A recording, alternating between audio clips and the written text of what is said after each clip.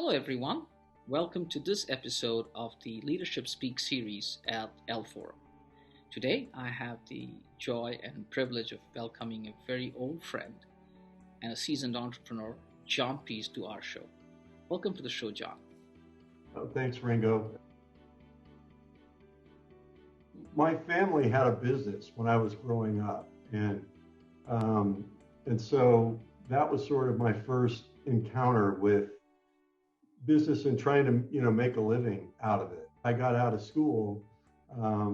I worked for an accounting firm for a while, and I did enjoy it, but I could see kind of where it was going. In my career, I started working with my dad, and he always sort of had the idea that we would work together. Evan, my wife's brother, joined us not too long after that. So the three of us worked together on many different ventures, many different kind of approaches to problems for about 20 years. One of the things that I'd like to stress today is that, yeah, the idea making is interesting and it's important, it's necessary to have a great idea, but you also need to surround yourself with people that do things well that you don't do well in order to ever turn it into a successful enterprise. In 2007, we sold it to York, and that was where we met you. And so I ended up working in an organization that maybe had 800 employees, which seemed like the biggest organization I'd ever thought of.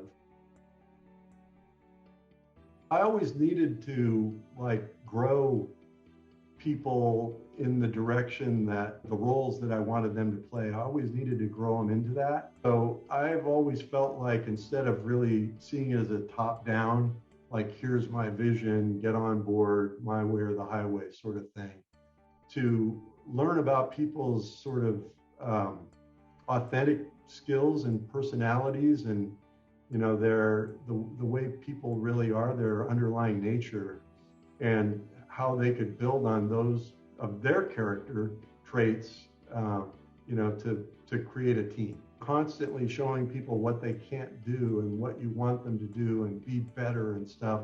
Yes, that needs to be sort of a systematic approach to showing the directions for growth and everything.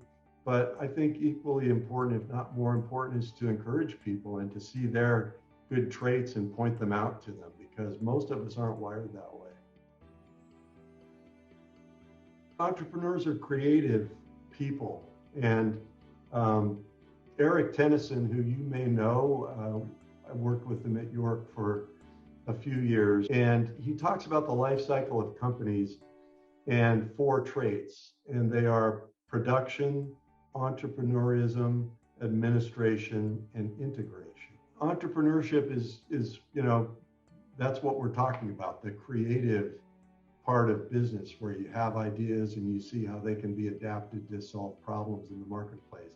And that's super exciting. Getting the right balance between your productive team and your entrepreneurial side, and maybe even more importantly, finding those missing link people who can communicate back and forth between those roles.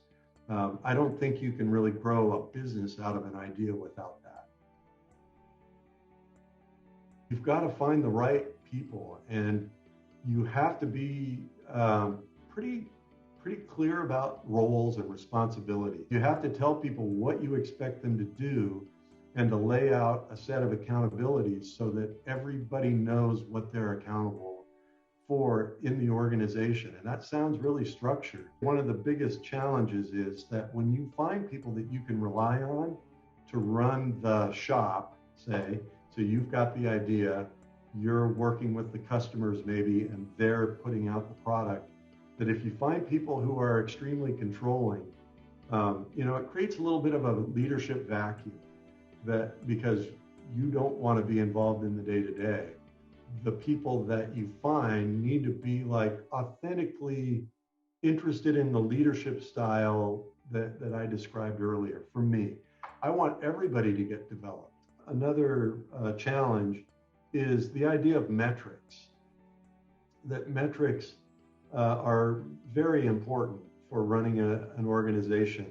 But one of the things that I found was that if you're going to manage people by numbers, it really tests your relationship, your personal relationship with them. If you can find the right people, and you can work yourself into the right situation, it can be a great joy. If you really are going into it just to make money, I think that is a big mistake. I think that you have to really love it and think that see it as part of your life and not something that you're just going to do to make a bunch of money. Don't be fooled by people. Look for their authentic self, and don't, you're finding them and they're finding you. And if they're tricking you into thinking that they're somebody they're not, or you're trying to trick them into thinking that your opportunity is something that it isn't, it doesn't really get you anywhere. So, I think that's the advice that I would give anybody. Well, thank you so much, Jon. Have a great day. Thanks for including me, Ringo. Thank you. My pleasure. Like, share, and subscribe to the EL Forum channel. Click the link below to enjoy the full video.